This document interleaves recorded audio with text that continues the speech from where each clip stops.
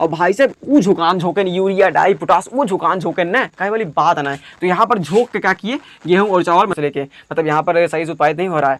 तो यहाँ पर था नॉर्मन बोल रहा कहा ठीक है आवत है चला आवत है तब यहाँ पर क्या। जय हिंद दोस्तों, तो बहुत ही महत्वपूर्ण जीके का टॉपिक बात करने वाले हैं, हरित क्रांति के बारे में बात करने वाले हैं। आप कोई भी कंपटीशन का एग्जाम देंगे उसमें हरित क्रांति से आपका प्रश्न पूछ लेता है तो बड़ी कन्फ्यूजनदार रहता है यार। लेकिन आज कन्फ्यूजन को हम दूर करेंगे, पूरा कन्फ्यूजन साफ कर देंगे, पूरी हरित क्रांति का इतिहास पढ़ डालेंगे, हम पूरे खत्म करेंगे।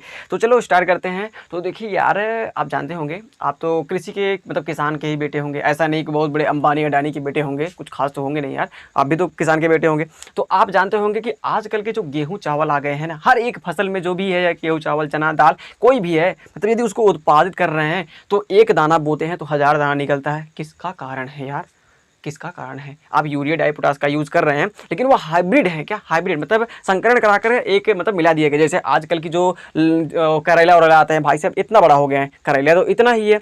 अब उसमें देखिए जो करेला है, करेला में जो जीन्स है, करेला के जीन्स और जो आपका लौकी का जीन्स है उसको मिला दिया गया तो हाइब्रिड हो गया। क्या हाइब्रिड हो गया? तो उससे क्या है, वो लंबाई तो लौकी का पा रहा है और है तो करेला, तो समझ रहे हैं। उसी प्रकार से चावल और गेहूँ में तो यह जो आपका हाइब्रिड मतलब प्रयोग करना हुआ जो फसलों में, कब से हुआ, क्या चीज़ थी, मतलब कब यह क्रांति आई भारत में कि सब ये लोग ये प्रयोग करना लगे, तो इसी के बारे में डिस्कस करना है। तो चलो स्टार्ट करते हैं। कुछ खास है नहीं, सिर्फ अपना दिमाग का ना 100 का 0.10% यहाँ देना याद हो जाएगा। अरे यार उतना नहीं, पूरा दो, पूरा 100% दो। पहले हम भारत का मतलब सॉरी विश्व का नक्शा बनाते हैं। तो हम बता चुके हैं आपको विश्व का नक्शा कैसे बनाना है।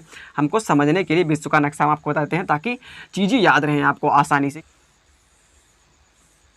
तो हम चीज़ें याद करने के लिए क्या करते हैं, विश्व का नक्शा बना लेते हैं ताकि आपको समझने में आसानी हो, ये नहीं कि झोल माल हो, तो हम माइंड में क्लियरली बैठा रहे। हम भारत का नक्शा थोड़ा बनाएंगे ताकि हमको भारत के बारे में पढ़ना है, ये झंझट और देश के बारे में थोड़ी पढ़ना है, भारत से ही रीड करके पढ़ना है। चलो याद करते हैं यार। भारत क्या हो गया कि आपका विश्व का नक्शा हो गया, हम भारत को कंप्लीट कर लेते हैं पूरा। तो यह हो गया आपका पूरा भारत हो गया। अब देखिए क्या हुआ 1947 में, क्या हुआ, हम तो आज़ाद हो गए। क्या अंग्रेजों से हम 1947 में आज़ाद हो गए। लेकिन क्या हुआ फिर उसके बाद चली आ रही थी। फिर उसके बाद क्या हुआ 1962 में भारत और चीन से युद्ध हो गया। ये पगला ससुरा चीनों वाला बहुत खचरा है, बहुत ज़्यादा खचरा, हमेशा मार कर अजुराया रहा था हमसे वैसे। तो अरुणाचल प्रदेश का कुछ एरिया था वहाँ पर मतलब चीन वाले ने कब्जा करना स्टार्ट कर दिए, तो भारत ने वहाँ पर युद्ध कर दिया। उस समय उतनी टेक्नोलॉजी नहीं थी भाई। तो क्या हुआ, कुछ कारणों से हम चीन से हार ही गए थे, समझिए हार ही गए थे। तो 1962 में युद्ध हो गया था, किससे, इंडिया और चाइना से हो गया था। किससे, इंडिया और चाइना से हो गया, जिसमें चाइना विन रहा लगभग से मान लेते हैं। फिर उसके बाद 1965 में ये पगला ससुरा आतंकवादी है, पगला कचरा हुआ एकदम, पाकिस्तान से युद्ध हो गया हमारे से। तो इंडिया और क्या हो गया, पाकिस्तान से युद्ध हो गया। अब इसमें क्या हुआ भाई साहब, तो यहाँ पर युद्ध हो गया। तो ये भारत किससे लड़ा, चीन से लड़ा। फिर उसके बाद पाकिस्तान से लड़ा। बहुत ही बवाल यार, इतना ज़्यादा टेक्नोलॉजी है नहीं हमारे पास, आर्मी के जवान है नहीं, यहाँ पर मार ही मार हो रहा है चारों ओर ही। तो यार क्या करें। तो युद्ध मान लीजिए हमने इंडिया और पाकिस्तान का जो है था, इसमें इंडिया जीत गया, लेकिन यहाँ पर तो हार गया था कुछ ही कारणवश से। तो क्या हुआ कि अब देखिए, जब भाई आप युद्ध लड़ेंगे तो वहाँ पर आपको हथियारों की कमी होगी, खान पीने की कमी होगी। अब जब हाँ सभी लोग युद्ध में लड़ रहे हैं तो क्या यहाँ पर खेती अच्छी से हो पाएगी, कुछ नहीं। तो यहाँ पर क्या हुआ ना, फसलों की अर्थात खाद्यान्नों की शॉर्टेज आ गई। क्या शॉर्टेज आ गई। तो यहाँ पर क्या हुआ था, जो फसलों की थी शॉर्टेज आ गई। तो अब क्या किया जाए। तो हमारे वैज्ञानिक थे, कृषि वैज्ञानिक थे, महान कृषि वैज्ञानिक थे, एक MS स्वामीनाथन। कहाँ के थे, तमिलनाडु के थे। कहाँ के, तमिलनाडु के MS स्वामीनाथन। इन्होंने दिमाग लगाया, कहा यार हम जब पढ़ते रहे, हमें संगे के दोस्त पढ़त रहा, कहा नाम रहा होकर, हाँ नॉर्मन बोरलॉग रहा, वो कृषि वैज्ञानिक है, कहाँ का, USA का। तो इन्होंने फ़ोन लगाया, नॉर्मन बोरलॉग के लगे फ़ोन लगाया, कहा यार कहाँ बा यार। तो हमें नॉर्मन बोरलॉग कहन भाई आजकल यही हाइब्रिड वाइब्रिड चेक करते ही, फसल वसल के चेक करते ही, बताओ थे कि कैसे उत्पादित हुए गेहूँ चावल, ये पर रिसर्च करते ही। तो ये स्वामीनाथन कहें आवा यार, भारत में बहुत ज़्यादा शॉर्टेज हो गई फसल वसल के, मतलब यहाँ पर सही से उत्पादित नहीं हो रहा है। तो यहाँ पर था नॉर्मन बोल रहा, कहा ठीक है आवत है, चला आवत है। तब यहाँ पर क्या था, कौन था, यह इधर का ऊपर क्या है, कनाडा है, इधर क्या है, USA है, यहीं पर क्या है आपका मैक्सिको है। क्या, मैक्सिको। तो मैक्सिको USA से ही अलग हुआ है। तो यहाँ के कौन थे, नॉर्मन बोरलॉग। क्या, नॉर्मन बोरलॉग। तो वहाँ से उन्होंने फ़ोन किया था इसके पास, मतलब नॉर्मन बोरलॉग के पास फ़ोन किया था। तो ये क्या किया, ये हाइब्रिड आप जानते हैं हाइब्रिड के बारे में क्या है। आजकल भाई साहब ऐसे चावल आ गए हैं, ऐसे छीट दीजिए, मतलब गेहूँ आ गए ऐसे छीट दीजिए, इतना ज़्यादा उत्पादित हो रहे हैं आप सोच नहीं सकते। तो यहाँ से ये चावल और गेहूँ लेकर निकले, हाइब्रिड गेहूँ और चावल लेकिन निकल कहना यार हमारे दोस्तों बताए फ़ोन किए बटे भारत बर्बाद होते रहे, उसके पास खाद्यान्न कमी हम चलते ही ओके बचाओ ओके बचाओ चाहे जो हो जाए हम ऐसे नहीं जी पाओ। तो यहाँ से नॉर्मल बुल्ला हवाई जहाज लिए पहुँचे थे भी लाडू उतरे हाथ उत मिलान पहुँचते मानने एम स्वामीनाथन से हाथ मिलान कहन का हाल बा और मैं स्वामीनाथन कहन ठीक ना बटे बहुत दर्द में जिए थे देखा था का स्थिति बाटे। तो यहाँ पर दोनों लोग मिले कौन कौन एम एस स्वामीनाथन और आपके नॉर्मल बुल्ला दोनों जने मिल के यहाँ जानते हैं कौन सा मतलब राज्य है उत्तराखंड है क्या उत्तराखंड है। उत्तराखंड में पहुँचे गए उत्तराखंड में एक जिला है नैनीताल जानते होंगे क्या नैनीताल सभी लोग घूमने भी जाते हैं। नैनीताल का एक नगर है पंत नगर है मतलब शहर है पंत नगर। तो यहाँ पर इन्होंने जो आपके हाइब्रिड गेहूं और चावल लेकर आए थे ना यहाँ पर लेकर वहाँ पर खेती करने लगे इसकी खेती करने लगे। तो खेती किए और भाई साहब वो झुकान झोंकन यूरिया डाई पोटास वो झुकान झोंकन ना कहीं वाली बात ना है। तो यहाँ पर झोंक के क्या किए गेहूँ और चावल मतलब उत्पादित किए। तो जो हरित क्रांति थी ये फर्स्ट क्रांति थी। अभी 2 क्रांति हुई थी हरित क्रांति एक फर्स्ट एक सेकंड। तो प्रथम हरित क्रांति थी 1966 से लेकर 1967 के बीच हुई थी। अब देखिए यहाँ इसके बाद 1962 में युद्ध हुआ 1965 में युद्ध हुआ 2 साल बाद। अब देखिए यहाँ पर शॉर्टेज रहेगी तभी तो कुछ उपाय किया जाएगा। जब आपके पास पैसे की कमी रहेगी तभी आप कोई काम करके मतलब पैसा जुहाने के बाद अपने पास आने की कोशिश करेंगे। जब आपके पास अकूत पैसा पड़ा है तो आपको काम करने की क्या ज़रूरत है। यही चीज़ हुई यहाँ पर। जब यहाँ पर खाद्यान्नों की कमी हुई तब यहाँ के भारत के लोगों ने सोचा अरे यार खाद्यान्नों की कमी होगी कुछ ना कुछ तो करना पड़ेगा। तब बुला रहे एम एस स्वामीनाथन नॉर्मन बोल्ला के। तो यहाँ पर इन्होंने खेती किया मतलब झोंके लेकिन एकदम यूरिया डाई पोटाश झोंक दिए। बवाले हो गया यार बवाल हो गया क्या बवाल हो गया भाई साहब चमत्कार क्या। यहाँ पर गेहूँ और चावल की खेती इन्होंने की क्या गेहूँ और चावल की खेती करने के बाद देखा भाई साहब 1 साल के बाद देखिए कोई भी फसल है वह 1 साल के अंदर मतलब 1 साल में ही आपको पता चलेगा कि ये नहीं है कि आज ही कुछ किए और आज ही का उसका रिजल्ट आ गया। लगभग से खेती होती है 1 साल का समय लगता है उसका रिजल्ट आने में। तो क्या हुआ 1967 के बीच जब खेती किए तो गेहूं अधिक उत्पादित हो गया इतना उत्पादित हो गया कि भाई साहब भारत वाले खाऊ लगे फेंकहू लगन कुकुरो खियावे लगन बेचबो लगन बेचे लगा रहे कहाँ उतना ज़्यादा कूदे लगा रहे तो खाए लगन इतना ज़्यादा हो गया इतना ज़्यादा सोच नहीं सकता है। तो गेहूँ सब ज़्यादा उत्पादित हुआ 170 लाख टन। भाई साहब क्या 1 टन किसके बराबर होता है तो 1 टन किसके बराबर होता है 100 क्विंटल के बराबर होता है। तो 100 किलो 1 क्विंटल के बराबर और 100 क्विंटल 1 टन के बराबर तो 170 लाख टन के बराबर। चावल कम उत्पादित हुआ चावल में थोड़ा धोखाधड़ी हो गई पानी उन्हीं सही से नहीं मिल पाया इसका कर तो चावल सही से नहीं उत्पादित हो पाया लेकिन गेहूँ भाई अच्छे तरीके से उत्पादित हो गया जिससे बहुत ही फायदा हुआ। यहाँ पर क्या हो गया चमत्कार ही चमत्कार हो गया भाई साहब बवाले हो गया दुनिया ने। तब एम एस स्वामीनाथन कहन हाथ मिलान अरे यार गले मिलन नॉर्मल बोल्ला से कहन अरे भैया तो अरे नाते हमारे भारत बचिए ना तो बर्बाद हो जाते हमने यार कहाँ खाद्यान्नों बचते गेहूँ कहाँ बचते। तो भाई ने हाथ मिलान कहन बा भाई साहब अपने तब दोनों डिग्री दोस्त ही रहन समझिए ला दोनों जने कृषि विज्ञानी के रहन तो समझ गए यहाँ तक।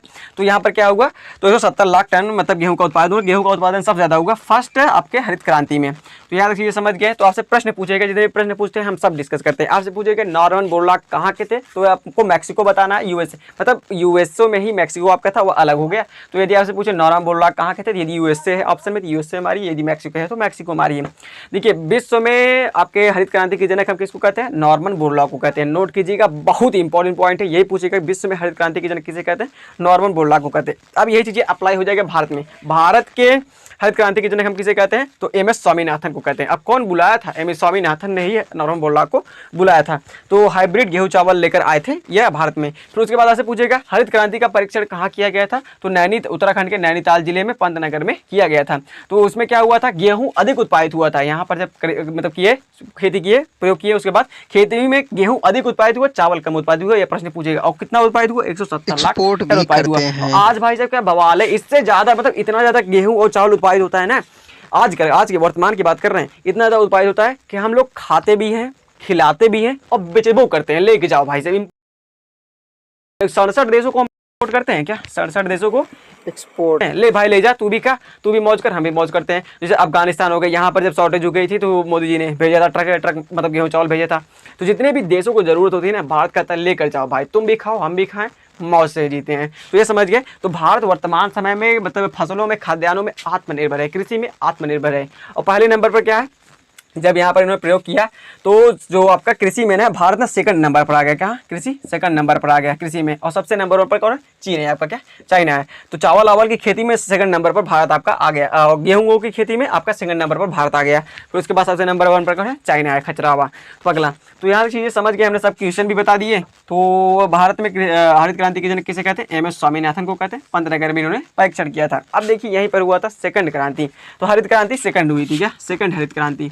इसके मतलब स्टार्ट कौन किए थे तो हमारे पूर्व राष्ट्रपति रह चुके एपीजे अब्दुल कलाम किए थे। कौन एपीजे अब्दुल कलाम सर किए थे।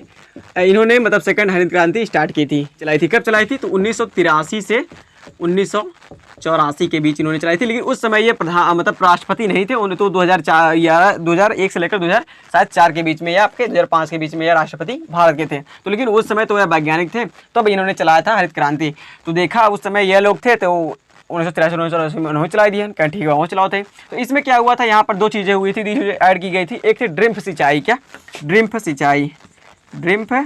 सिंचाई, और आपका एक है डफकन सिंचाई, क्या डफकन सिंचाई। एक डफकन सिंचाई है, एक आपकी ड्रिप सिंचाई है। तो उसमें यह मतलब किया गया था कि और भी चीज़ें कैसे अच्छे तरीके से हम फसलों को उत्पादित कर सकते हैं, कैसे हम टेक्नोलॉजी को बढ़ावा देकर फसलों को उत्पादित कर सकते हैं। तो ड्रिप सिंचाई क्या है, देखे होंगे आप, जो बड़े बड़े किसान होते हैं, तो आजकल का जो गाँव के जो किसान है भाई साहब, वो नाली बना देते हैं पूरा पानी भरने के लिए, आगे की तरफ पानी भर देंगे, नाला से पानी जाए अपन बुड़ जाए। लेकिन जो टेक्नोलॉजी वाले किसान है वो क्या करते हैं, ऐसे पाइप निकालेंगे, बीच में एक मशीन लगा देंगे, वो फुहारा मारता है, क्या बीच में खेत के बीच में लगा देंगे, वो फुहारा मारेगा, चारों ओर पानी मतलब भर जाएगा। ये नहीं कि पूरा पानी का हम मतलब खराब करेंगे, और जितना पानी चाहिए उतना पानी उस फुहारे से देता है, तो उसको ड्रिप सिंचाई कहते हैं। तो ड्रिप सिंचाई, तो इसे ये कहाँ से आया, इजराइल से आया। कहाँ से? इजराइल से भाई साहब आया, इजराइल से टेक्नोलॉजी ली गई है आपकी। तो यहाँ तक ये समझ गए। तो हमने पूरा समाप्त कर दिया हरित क्रांति यार, पूरा समाप्त कर दी, खत्म। द्वितीय वाली 1983 से 1984 के बीच में थी, पहली वाली 1966 से 1967 के बीच थी। भारत में हरित क्रांति के जनक MS स्वामीनाथन, विश्व में नॉर्मन बोरलॉग जी हैं। तो यहाँ तक आप नोट कीजिए। बहुत ही सरल बा यार, इतना सरल बा आप सोच नहीं सकते हैं, जितना हम आपको बता नहीं सकते हैं। क्या करना, कुछ दिमाग ही नहीं लगाना है, कहानी की तरह याद कर लेना, ऐसा ऐसा ऐसा ऐसा है, बस खत्म है। समझ रहे हो ना? नोट करो। तो यार हमें आशा है कि आप समझ गए होंगे पूरा हरित क्रांति। बहुत ही आसान है, समझते हो यार, क्या करना है, कुछ खास नहीं है, झोल झाल कुछ है नहीं इसमें, सिर्फ कहानी की तरह याद कर लेना है और कुछ नहीं। जो बहुत ही महत्वपूर्ण टॉपिक है, ऐसे पूछेगा भारत में हरित क्रांति के जनक किसे कहते हैं? MS स्वामीनाथन को। कहाँ के थे? तमिलनाडु के थे। विश्व में हरित क्रांति के जनक किसे कहते हैं? हम नॉर्मन बोरलॉग को कहते हैं। यदि मैक्सिको है तो मैक्सिको मारिएगा, यदि USA है तो USA मारिएगा, क्योंकि ये कहाँ के थे। इन्होंने चावल और गेहूँ के मतलब हाइब्रिड चावल और गेहूँ के लेकर आए थे बीज यहाँ पर झकाझोर मतलब गेहूँ चावल झकाझोर यूरिया डाई पोटाश झोंके रहे आनी की तरह रासायनिक खादों का प्रयोग किए थे। तो यहाँ पर आनी की तरह क्या हो गया, गेहूं का उत्पादन ज़्यादा हो गया, 170 लाख टन हो गया था। तो पहली मतलब हरित क्रांति हमने समाप्त करी। द्वितीय हरित क्रांति स्टार्ट किए थे APJ अब्दुल कलाम, 1983 से 1984 के बीच स्टार्ट किए थे। इसमें इन्होंने क्या किया था, ड्रिप सिंचाई और डफकन सिंचाई मतलब इनमें लाया था, मतलब थोड़ा टेक्नोलॉजी बेस किए थे कृषि को। तो हरित क्रांति समाप्त हुई। इसी प्रकार से हम नीली क्रांति, पीली क्रांति और श्वेत क्रांति को भी समाप्त कर देंगे, जितने भी क्रांति से आपके प्रश्न आते हैं। तो बहुत ही आसान टॉपिक था।